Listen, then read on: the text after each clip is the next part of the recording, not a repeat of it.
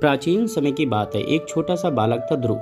उम्र बहुत कम, लेकिन हृदय में अपने पिता की गोद में बैठने का मन करता था।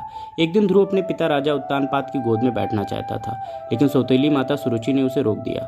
कठोर शब्दों में बोली, तुम्हें राजा की गोद में बैठने का कोई अधिकार नहीं है। और इस तरह बालक ध्रुव को अपने ही पिता की गोद में बैठने से मना कर दिया। ये सब ध्रुव के हृदय में तीर की तरह लगे।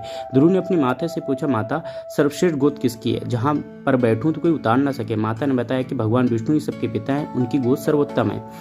आंखों में आंसू और मन में दृढ़ संकल्प लेकर ध्रुव वन की ओर चल पड़ा। उस घने वन में देवर्षि नारद जी उनसे मिले। देवर्षि नारद जी ने ध्रुव से बोला कि बस अभी तुम बहुत छोटे हो, तुम्हारे लिए ये जंगल नहीं है, तुम घर को लौट जाओ। ध्रुव ने दृढ़ स्वर में कहा, अगर मैं छोटा हूँ तो प्रभु मेरा दुख भी छोटा नहीं है। नारद जी ने उसे ओम नमो भगवते वासुदेव मंत्र दिया। ध्रुव ने मधुवन में घोर कठिन तपस्या शुरुआत कर दी। दिन बीतते चले गए, महीने बीतते चले गए, साल बीतते चले गए और ध्रुव निरंतर अपनी तपस्या में लीन रहा और वह केवल भगवान का ध्यान करता रहा। कभी वह एक पैर पर खड़ा होकर भगवान का ध्यान करता, कभी बैठकर करता। ध्रुव की तपस्या से तीनों लोग कांप उठे और अंत में भगवान विष्णु ने उनकी तपस्या की पुकार सुन ली और समस्त देवों के आग्रह से भगवान विष्णु भक्त प्रहलाद से आकर मिले और उनको दर्शन दिया। भगवान विष्णु स्वयं प्रकट हुए।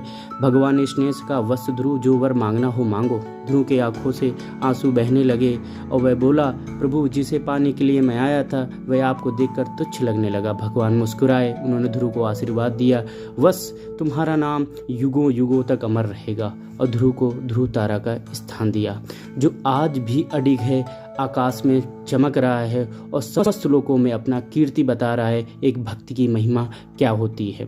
सच्ची भक्ति उम्र नहीं देखती। जिसके हृदय में विश्वास और दृढ़ता हो, भगवान स्वयं उसके पास आते हैं, दर्शन देते हैं और उसे अपना बना लेते हैं। और मित्रों, अगर आपको ये वीडियो पसंद आया हो तो अपने दोस्तों, अपने भक्तजनों के साथ शेयर करें। सभी को राधे राधे।